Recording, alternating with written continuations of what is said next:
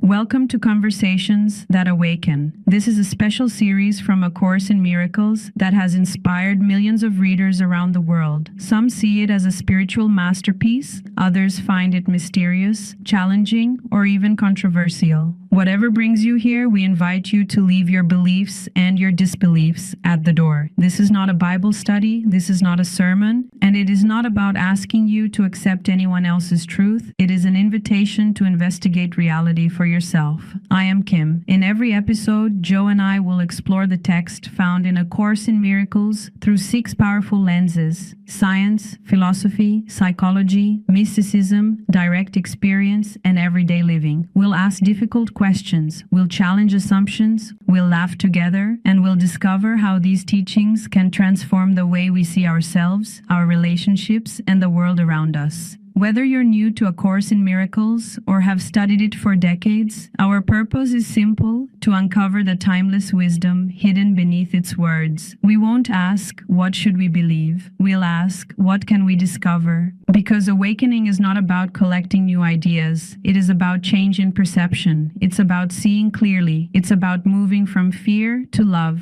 from separation to wholeness, from confusion to understanding. So take a deep breath, set aside everything you think you know, and join us for a special series in A Course in Miracles. I have to admit, when I first looked at the source material for this deep dive, I was more than a little intimidated. Oh yeah, it's dense. It really is, because usually, when we talk about a problem, especially like a psychological or internal problem, there's this expectation of precision. Right. Like engineering or medicine. Like, you break your arm, the x-ray shows that jagged white line, and the doctor just points and says, well, there it is. Yeah, it's binary. Broken or not broken. It's clean. Exactly. And honestly, it is comforting. We like things to be visible, to be easily categorized and put into a neat little box. We really do. But then you step into the world of human consciousness. You look at our internal conflicts, our anxieties, the way we sabotage ourselves, and suddenly that x-ray machine is it's completely useless. Totally useless. Yeah. We're looking at a mental landscape that is, frankly, incredibly murky. Right. And most psychological or philosophical frameworks we look at, they give us a vast spectrum of gray areas to wade through. Mm. But the text we are unpacking today, it takes that gray area, sets it on fire, and throws it entirely out the window. It really does. It leaves no room for the middle ground. None at all. So for this deep dive, we are zeroing in on Chapter 11 of a very dense, highly philosophical, and heavily debated text called A Course in Miracles. Yeah. And the specific chapter we're looking at is titled God or the Ego. And I think the mission here is to extract the core framework of this text because it presents a radical, completely uncompromising choice. It's an ultimatum, really. It is. It posits 2 entirely opposite ways of perceiving reality. One based fundamentally on fear and separation, and the other based completely on love and unity. And we should probably establish the stakes here right up front. Oh, absolutely. Because for anyone listening, whether you're, prepping for a stressful meeting or dealing with a highly difficult relationship or just feeling utterly overwhelmed by the constant noise of the world, this isn't just abstract armchair theology. All right. It's not just a thought experiment. Exactly. Yeah. It operates as a highly practical day-to-day mental model. It's a framework for understanding the exact root of your internal conflict. Yeah. And more importantly, the mechanics of how to actually dismantle it. Okay, so let's unpack this ultimatum the text presents, because it comes at swing. And the text states, literally right off the bat, that either God or the ego is completely insane. Yeah, one or the other. It is one or the other. They are diametrically opposed. And partial allegiance to both is impossible. Mm-hmm. It defines God by creation, by extension, and by light. And then on the flip side, the ego is defined by projection, delusion, and what the text calls the authority problem. Which is a fascinating concept. It is. It describes it as the wish to be your own creator. And it warns that the closer you get to the ego's thought system, the darker and more chaotic things become. Yeah, it does not mince words. It claims that each system is internally consistent, meaning they both make logical sense within their own closed loops. Right. But their premises cannot overlap. You can't mix them. When I read that, my brain instantly went to computers. It's like trying to run 2 totally different operating systems, like like Maco and Windows. Oh, that's a good analogy. Right, like Yeah. running them on a single computer motherboard at the exact same time. Yeah, that wouldn't work. It wouldn't. The text literally says their fundamentally irreconcilable natures cannot be reconciled by vacillations between them. If you try to run both, the system doesn't just slow down, it crashes. Get a fatal error. Exactly. You get paralyzing anxiety. You get internal warfare. But before we go too far down the rabbit hole of these systems, I need some clarity here. Okay. Because when we use the word ego in daily conversation, we usually mean arrogance. Yes. Like we say, oh, that CEO has a massive ego, meaning they were just full of themselves. But this text is doing something fundamentally different with that word, isn't it? It's do something completely different. It's vital. We redefine it for this conversation. Okay. Because the text defines the ego not as a personality flaw or a sense of vanity, but as a literal, internally consistent thought system. So it's like a lens. It's a comprehensive lens through which you view the entire world. Mm. And it is built on what the text calls a dark cornerstone of terror and meaninglessness. A dark cornerstone. I mean, that is a heavy, ominous phrase. How exactly is it built on terror? Well, the text argues that the ego is essentially an illusion of autonomy. It is the core belief that you are entirely separate from everything and everyone else. Just floating alone. Just floating alone in a hostile universe. Yeah. That authority problem you mentioned earlier, Yeah. that is the ego's ultimate desire to stand up and say, I made myself, I answer to no one, I am entirely self-reliant, and I am a completely independent entity. Which, I mean, that sounds a lot like the modern dream, honestly. Doesn't it? Yeah, like self-made, independent, relying on nobody. We celebrate that. We make movies about that. We do celebrate it. But the text asks us to look at the psychological cost of that belief. Okay. According to this framework, that separation isn't actually real. It says we are all fundamentally connected to a singular source, to God, to unity, to love. So the independence is a lie. Yes, because the ego is built on a lie of separation, it is perpetually terrified. It knows on some deep subconscious level that its entire existence is an illusion. It's a house built on sand. Exactly. So it has to constantly defend itself, it has to constantly fight, and constantly analyze its surroundings just to survive. So if the ego's whole survival strategy is keeping us distracted and convinced that we are isolated, fragile islands, how does it actually function day to day? That's $1 million question. Right. How does it keep from crashing? Because if we have this terrifying, faulty operating system running in the background, you'd think we would notice how much pain it's causing us. And that brings us to the mechanics of it, what the text calls ego dynamics. And here's where it gets really interesting, because the text immediately calls the phrase ego dynamics an oxymoron. It does. It says the word dynamics implies real power, but then it states plainly all power is of God. So the ego, in ultimate reality, has zero actual power. Zero. It's a delusional system. But it feels overwhelmingly powerful to us because we have invested our belief in it. Right, we give it juice. We give it its power. It's like the ultimate con job. Its explicit goal is to maintain that autonomy, that illusion of separation. And to do this, the text says the ego analyzes. It breaks the world down into incredibly small, disconnected parts to substitute chaos for meaning. Like it wants you to look at a forest and only see a million individual competing trees fighting for sunlight. Instead of a single interconnected ecosystem. Exactly. And the currency it uses to uphold all of this analysis is fear. Fear is the engine.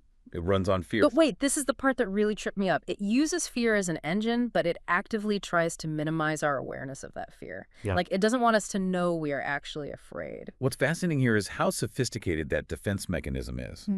The text says, minimizing fear but not its undoing is the ego's constant effort. Minimizing but not undoing. Okay. Let us think about how that plays out in reality. Yeah. The ego doesn't want you sitting quietly in a room, feeling the sheer existential terror of being a disconnected speck in a cold universe. Because that would be unbearable. That terror would break you. And you might start looking for a real solution. You might look for God or unity. Right. You'd try to uninstall the operating system. Exactly. You'd hit the escape key. So to prevent that, the ego hands you a million manageable distractions. Oh, I see. It's perfectly fine with you being furious in traffic. It's thrilled when you are stressed about an email or acting cynical at a dinner party or, mindlessly scrolling through social media for 3 hours. Oh, wow. It will hand you an endless menu of superficial emotional states to play with. Anger, intellectual detachment, shallow happiness, grievance, As long as it keeps you busy. as long as you don't look under the hood at the real fear of separation. I was reading this section and I just kept thinking of The Wizard of Oz. Oh, that's perfect. Right, like the ego is the man behind the curtain. He's frantically pulling all these levers, making a ton of noise, blowing smoke and fire, projecting this massive, terrifying image of Oz the Great and Powerful. Right. He's using fear to control everyone in the Emerald City. But the absolute last thing he wants is for Dorothy to look behind the curtain. Because what happens when she does? She realizes he's just a fragile little guy with a microphone. He has no real magic. He has no real power. The terror was an illusion sustained by her own belief in the projection. Yeah. And the text is saying the ego works the exact same way. It allows us to feel supercilious, lighthearted, callous, shallow, literally anything to keep us from pulling back the curtain and admitting we are terrified. That analogy hits the nail on the head. Because the ego knows that if we truly look at the fear without flinching, we will realize it costs us our power. Yeah. The text explicitly states, your recognition that whatever seems to separate you from God is only fear is therefore the basic ego threat. The basic ego threat. Wow. Recognizing the fear, owning it, and looking directly at it, that shakes the ego's dream of autonomy to its foundation. Once you realize the great and powerful Oz is just a projection fueled by your own belief, the game is up. Okay, so if the ego's whole survival strategy is keeping us distracted by breaking everything into chaotic little pieces and masking our existential dread with superficial grievances, how do we actually stop it? We can't just fight it, right? Because fighting is conflict, and the ego loves conflict. No, thrives on conflict. Fighting just reinforces the idea of separation. So the text actually suggests the only way to dismantle it is by completely redefining what it means to heal. Yes, and this is where the text pivots from a diagnostic breakdown of the problem into offering a highly specific mechanical solution. The text defines sickness very simply. Sickness is separation. Right. Sickness is the decision to run the ego's operating system. Therefore, healing is recognizing what you truly want and uniting your will with God's. But there's a massive catch here that I think is going to challenge a lot of listeners. Healing requires an invitation. It does. The text refers to the Holy Spirit as the voice of wholeness, the voice for God. But it explicitly says this voice cannot speak to an unwelcoming host. It needs us to open the door. Yes. Yet it also promises that even a little spark in the mind, if you just give it a little place to rest, will become a blazing light that dispels fear and grief. That emphasis on personal agency is arguably the most crucial pivot in the entire chapter. It feels huge. The text asks a very direct, confronting question.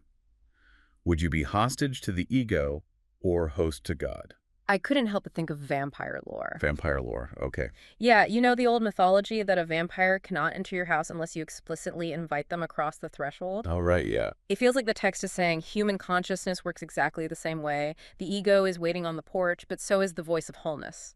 You are the host. You have the ultimate authority. You have to literally issue the invitation for whichever system you want let in.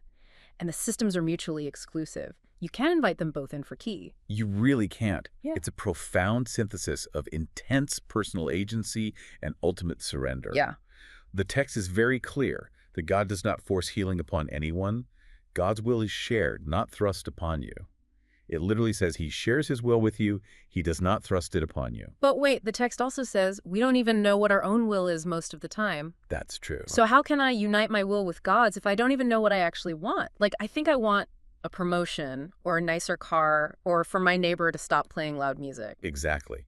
Because we're completely confused by the ego's constant noise. We think our will is just a checklist of desires. Right. The text explains that to unite having in being is to unite your will with his. The ego tells us we have to constantly get things to be happy. Oh, right. Acquire, acquire, acquire. We have to acquire, achieve, defend, defeat. It's a cycle of perpetual lack. But this framework suggests that your true will, like the core of who you actually are, beneath the operating system, is already whole. Already whole. Okay. The reason a little spark is enough is because it's not about building a massive roaring fire from scratch through your own grueling spiritual effort. Which is a relief. Right. It's about simply allowing the infinite light that's already there to shine through the cracks of your defenses. You just have to be willing to see it. You just have to crack the door. Okay, so I'm tracking with this logically.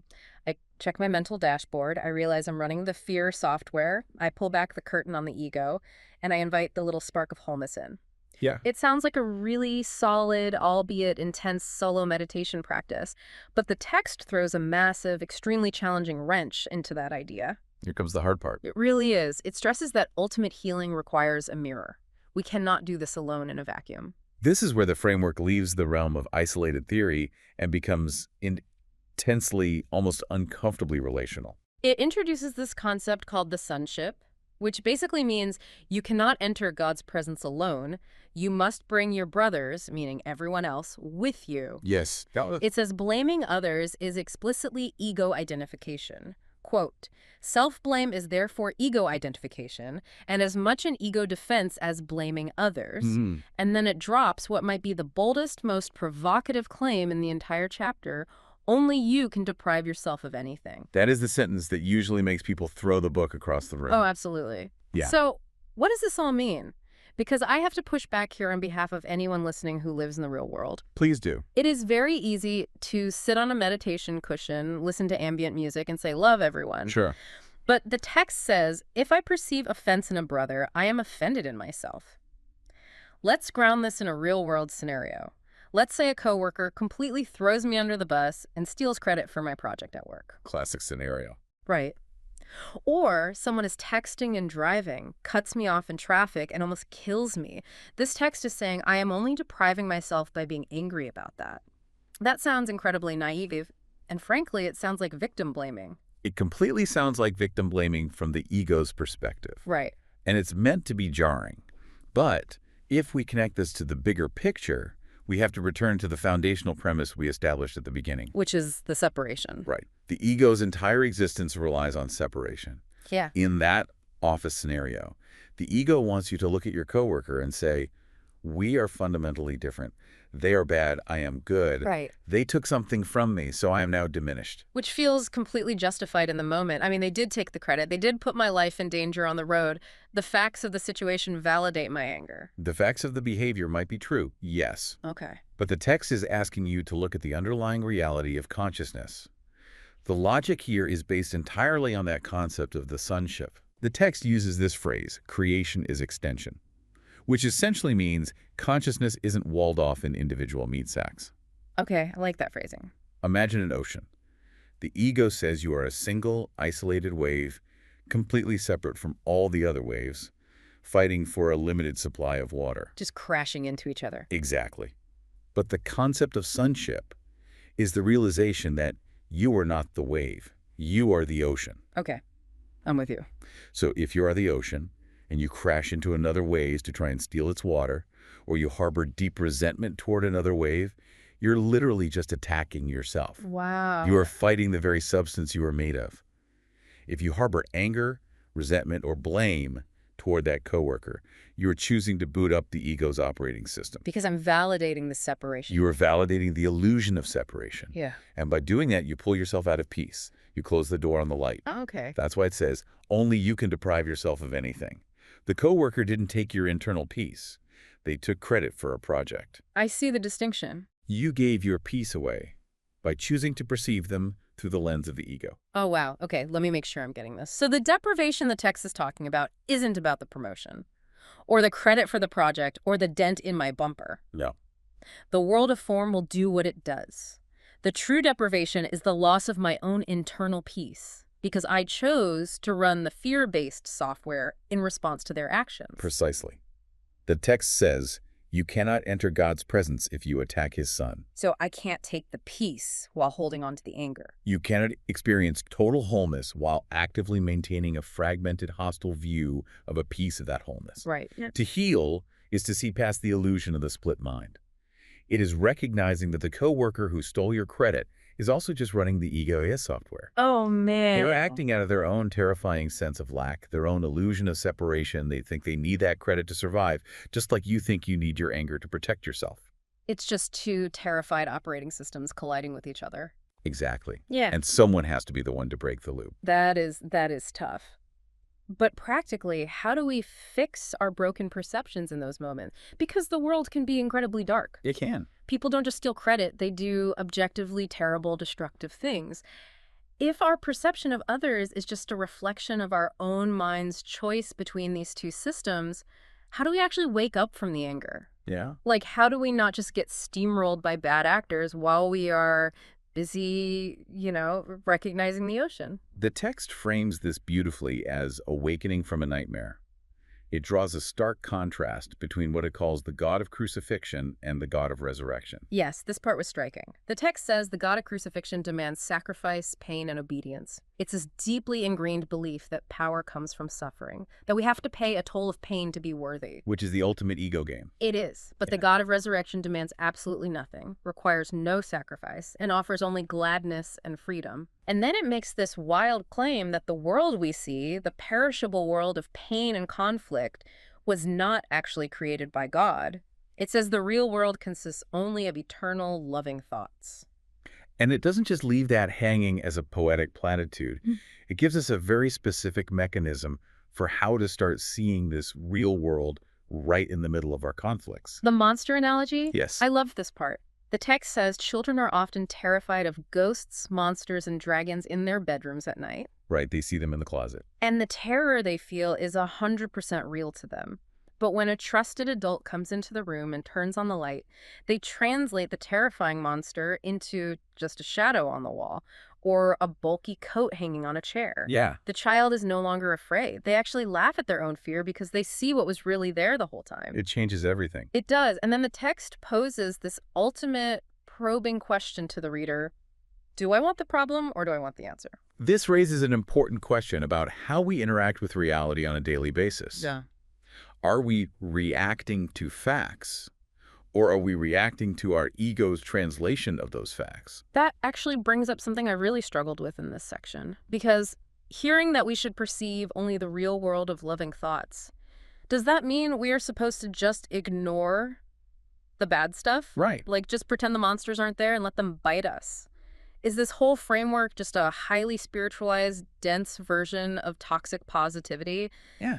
Good vibes only while the world burns? It's a completely fair question, and it's honestly the most common trap people fall into with this text. I can see why. But no, it's not toxic positivity. Yeah. Toxic positivity is just the ego trying to plaster a smiley face over genuine terror. Oh, wow. Yeah. It's ignoring the monster while you're still secretly shaking under the covers, pretending you aren't afraid. The text is advocating for something fundamentally different. It's not about ignoring reality. It's about realizing that what we perceive as reality, the monsters, the dragons, the malicious coworkers, is actually an illusion born of a lack of understanding. So the adult turning on the light in the bedroom doesn't pretend the shadow isn't there. They don't say what shadow. They reinterpret the shadow. Exactly. The child is experiencing real, visceral fear, but the cause of the fear isn't what they think it is. The dragon isn't real. The dragon isn't real. The coat on the chair is. The text is asking us to take our grievances, our conflicts, and our fears and hand them over to the teacher of reality. A Holy Spirit. Right, the Holy Spirit, or that voice of wholeness we talked about. We are basically pausing in the moment of conflict and saying, I am terrified of this situation with my coworker. I am furious. I see a monster out to destroy my career. Please translate this for me. And what does that translation actually look like on a practical level? The reinterpretation is always a variation of the same truth. Recognizing that the other person isn't an evil monster. Okay. They are just a frightened child lashing out because they feel separate. They are a wave that forgot it's the ocean. Wow. You aren't ignoring the reality of their actions. You are waking up from the dream of what their actions mean about you. You are seeing the frightened coat on the chair instead of the malicious dragon. Do I want the problem or do I want the answer? That really is the crux of the entire chapter, isn't it? It really is. If I want the problem, I keep fighting the dragon. I keep running the ego software, analyzing the situation, building a case against my coworker, and staying perfectly miserable but feeling totally self-righteous. Which the ego loves. It loves it. But if I want the answer, I have to be willing to let go of my interpretation and ask to see the shadow for what it actually is. And the text assures us that the moment we truly decide for the answer, the moment we genuinely invite that reinterpretation, we will have it. It just happens. The fear vanishes because it was never grounded in fundamental truth to begin with. The ego's logic collapses when exposed to the light of unity. This has been a massive paradigm shift. So It is a lot to process. It is a lot. Let me try to recap the main takeaways for anyone listening who wants to actually apply this mental model to their life today. Please do. Whenever you feel overwhelmed, conflicted, or anxious, the very first step is to check your operating system. Look at the diagnostic x-ray of your mind. Right. Are you listening to the ego? Are you analyzing, isolating, separating, and letting fear run the show behind the curtain while you pretend to just be annoyed or cynical or intellectually superior? Which takes radical honesty to admit. It does. It takes a lot of humility. But if you realize you are doing that, recognize that you are the host, you issued the invitation for that mindset. Yeah. But the incredible, empowering news is that you can issue a new one. You don't have to fight the ego. You just have to choose the alternative. Just pivot. You can invite that little spark of wholeness and unity. You can ask for the monster to be translated into a shadow. You can choose to see the ocean instead of the wave. The answer, as the text insists over and over, is yours just for the asking. It is entirely within your control. Yeah. You hold the ultimate authority over your own perception. Yeah. Which leads to a final thought I think we should leave everyone with. Okay, let's hear it. The text states that every brother you meet becomes a witness for Christ, or for the ego, depending on what you perceive in him. Wow. Depending entirely on our perception. Yes. Think about the most frustrating person in your life right now. The coworker, the family member, the person who just makes your blood boil. We all have one. We all do. We've talked extensively today about how they are a canvas for your own ego, an opportunity for you to practice translating a terrifying monster into a harmless shadow. Right. But let's flip the mirror. Consider this. If your perception of them is entirely dictated by your internal software, who are you to them? The next time you interact with that difficult person, ask yourself, am I being a witness to their ego right now? Am I reacting in a way that proves their paranoid, fear-based worldview is correct? Or am I providing a safe, open space for their own little spark to finally come out of hiding? Thank you for listening. If today's conversation resonated with you, please take a moment to like this episode, subscribe to the channel, and share it with someone who may benefit from these reflections on A Course in Miracles and the deeper questions of life. Your support allows us to continue creating conversations that explore consciousness, reality, love, forgiveness, and what it truly means to awaken. I'm Kim Kaur, and it is my privilege to introduce Joe Bandra. Joe is an author, philosopher, speaker, healthcare technology pioneer, and a lifelong explorer of humanity's greatest questions. For more than 3 decades, he has worked at the intersection of science and medicine while pursuing an equally passionate exploration of A Course in Miracles. His first book, Finding Neve, is a transformative journey into self-discovery and the search for lasting happiness. His second book, Body, Mind, and Machine, shares his remarkable career in healthcare technology and the evolution of a profession dedicated to improving human lives. His upcoming work, The Nature of Reality, brings together science, philosophy, psychology, mysticism, and direct experience to explore one of humanity's oldest questions. What is reality really? Through every conversation, Joe invites us to question our assumptions, look beyond appearances, and discover a deeper understanding of ourselves, each other, and the extraordinary universe we share. Thank you for being part of this journey. Until next time, keep questioning, keep exploring, and above all, keep awakening. Life often feels like an endless list of tasks, constant noise and distractions, pulling us in every direction. We're all searching for happiness, but what if we've been looking in the wrong places all along? This was Nevaeh's journey. Lost in the noise, she felt cut off from the peace and happiness she longed for. Until she met Joe Bandra, an unconventional, insightful philosopher with a different perspective. Jay, as he is simply known, didn't hand her a map.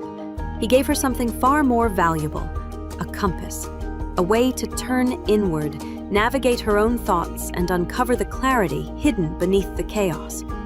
Readers around the world have been touched and inspired by Finding Nevaeh. Your journey to inner peace begins now.